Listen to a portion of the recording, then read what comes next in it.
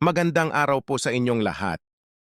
Isang malaking karangalan na maging ambassador ng New Zealand dito sa Pilipinas.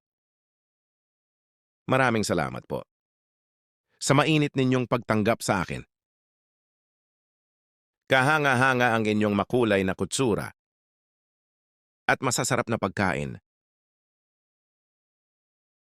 Ang New Zealand at ang Pilipinas, makalayo man sa mapa, makalapit naman sa puso, patuloy natin na palalimin ang ating pagkakaibigan at pagtutulungan. Kayo mismo ang puso ng ugnayan nito.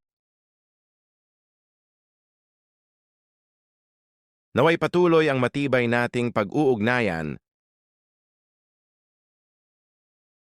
Hangad ko na mas marami pang pagkakataon na magkasama kayo